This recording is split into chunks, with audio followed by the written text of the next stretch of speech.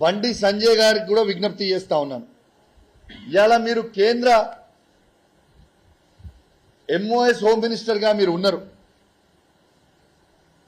మీరు ఎంపీగా ఉన్న పార్లమెంట్ నియోజకవర్గంలోనే ఇంత పెద్ద అలిగేషన్ వచ్చింది.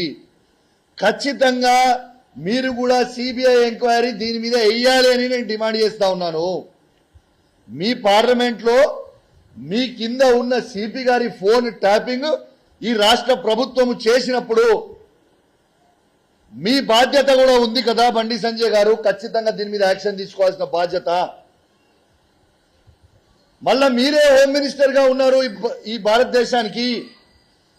మీ డిపార్ట్మెంట్లో మీ పార్లమెంట్ పరిధిలో సిపి గారి ఫోన్ ట్యాపింగ్ అయిందని స్వయంగా మానకొండూరు శాసనసభ్యుడు జిల్లా మంత్రి గారి ఇంట్లో పొన్నం ప్రభాకర్ గారి ఇంట్లో నిలుసొని మరీ ఇంటర్వ్యూ ఇచ్చినప్పుడు మీది కూడా బాధ్యత ఉంది అని చెప్పి సందర్భంగా తెలియజేస్తా ఉన్నాను.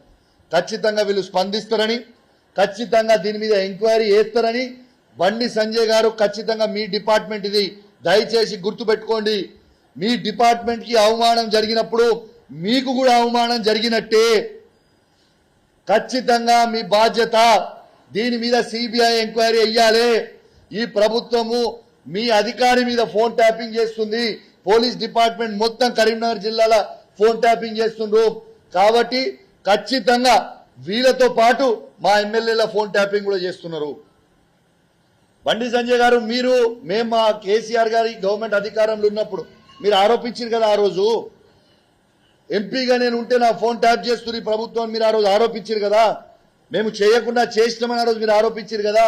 ఇవాళ స్వయంగా అధికార పార్టీ ఉన్న ఎమ్మెల్యేనే ఇవాళ మేము ఫోన్ ట్యాపింగ్ చేసినామని చెప్తుండు. వాళ్ళకి ఎట్లా తెలిసింది ఫోన్ ట్యాపింగ్ చేయకపోతే? మరి మీరే ఎంపీ, ఇప్పుడు మీరే కేంద్ర హోంమంత్రి. ఖచ్చితంగా మీ డిపార్ట్మెంట్ అయిన సిపి గారి అధికారం ఉన్న సిఐల ఫోన్ ట్యాపింగ్ అయినప్పుడు మీరు ఎంక్వైరీ చేయాల్సిన బాధ్యత, సిబిఐ ఎంక్వైరీ చేయాల్సిన బాధ్యత మీ మీద ఉంది. దయచేసి మీరు కాపాడాల్సిన బాధ్యత కూడా మీ మీద ఉందని చెప్పి సందర్భంగా తెలియజేస్తూ సెలవు తీసుకుంటా ఉన్నాను. జై తెలంగాణ, జై కేసీఆర్.